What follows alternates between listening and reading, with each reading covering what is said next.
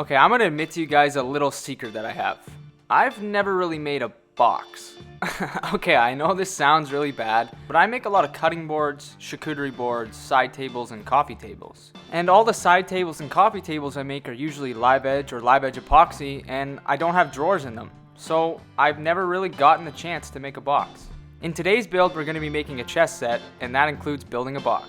So you guys are gonna see me make all these mistakes today, so have fun. We're gonna go out to the shed here and grab some spalted maple. This probably wouldn't be the first choice of wood that I would use for this chess set. I would probably want to use some actual maple, but this is the only maple I had, so that's what we're gonna use.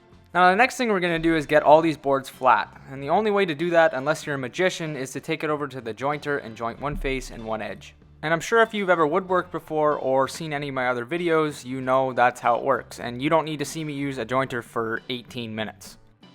So the next thing we're going to do is get the other face flat with the planer. And you're just going to put the jointed face down to get the other face flat. And again, you don't need to see me put all these boards through the planer, so we're going to skip to the table saw part.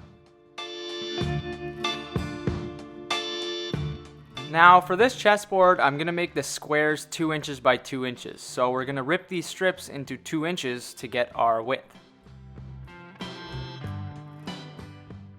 Now I've ripped my 8 strips, and I'm going to bring it over to this other table and organize them in a way that's aesthetically pleasing. Now organizing this board took way longer than it should have, but I wanted to make sure it looked the best it could. And I'm going to make sure the grains are going in opposite directions to reduce the risk of warping or cupping. I'm building this chessboard, well, actually checkerboard, for one of my favorite places on the earth, and that's my hunt camp. When we're done hunting or doing our chores around there for the day, we go inside and we sit around the fire, talk, and play checkers sometimes. I decided to give the camp a little bit of an upgrade because our old one is made on a piece of plywood with a Sharpie. Since we have 8 strips that are 2 inches wide, that gives us 16 inches of full width.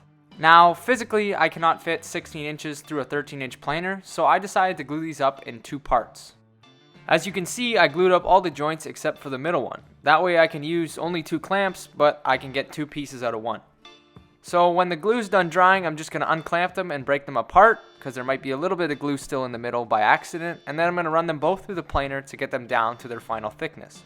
Once they're planed down to their final thickness, I'll glue them up one more time and wait for it to dry again. The only joint I'm going to have to worry about for sanding is the middle one, because the rest have been cleaned with the planer. So I waited till the next day and I got them out of the clamps, and now it's ready to be sanded and then cross-cut. First, I'm just going to scrape off the excess glue with this little scraper, and then I'm going to switch to a chisel because I realize it's easier that way.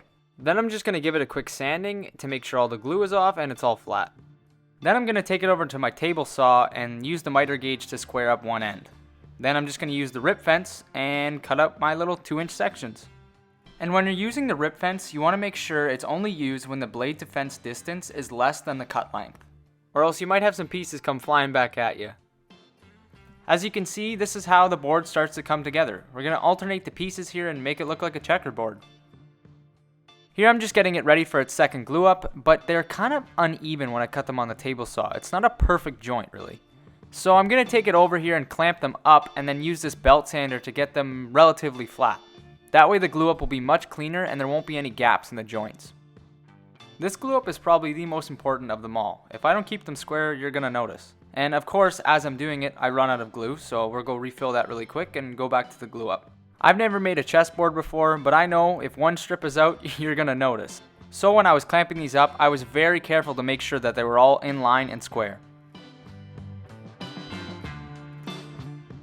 Boom, and it's dry again. Look at that, magic. Okay, so we're gonna sand it, but again, I don't want you watching me sand it, so we're gonna skip over that too. Alright, now we're going to cross cut it with the miter gauge and square up the 2 edges and cut it to its final size.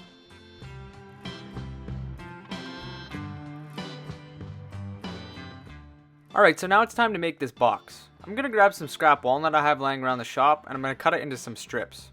Then I'm going to plane the strips down and cross cut them with my miter gauge once again. I'm going to cut them all to their final size, and then I'm going to do this little thing called a rabbet joint. And of course my camera dies as I'm making these cuts, so I'm just going to show you what a dado joint is. It's just a little section that you cut out with the table saw, you just don't go all the way through. It's pretty simple.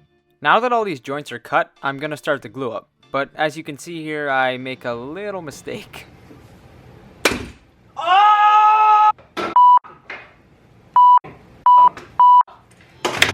Yeah, so I squeezed a little hard on that joint, but it's okay. I fixed it up with some glue and some other clamps, and then I went back to making sure the box was square. And then I actually ran out of maple, so I'm totally gonna cheat here and use plywood for the base of this board. And I feel okay doing that because it's going to my hunt camp, and this is good enough. So I'm gonna nail this down to the box, and then I'm gonna put these maple strips on the outside to hide the edges. So I'm going to grab these thick strips of maple and resaw them on the bandsaw, and then I'm going to run them through the planer. And I'm actually going to put dado joints on these as well for the outside, so I guess you can see me make a dado cut. And I'm just going to glue them up on the outside, and we're pretty much done. Then all I have to do is sand it, and you guys don't need to see me sand. Again, that's not why you're here. So we're going to skip over that and show you the finishing process. Also, as I was cutting these rabbet joints for the box, I actually cut one on the top lid of this chessboard, so it fits into this box quite nicely. I just didn't record it because my camera died again, so I'm sorry about that. Lots of lessons were learned on this build, including checking the camera to make sure it's recording. Well, there you go. I think this chessboard turned out quite nice actually. I did make a couple mistakes, but that's okay. Lessons were learned, so it's all good in the end. Thanks everyone for watching, and I hope you enjoyed.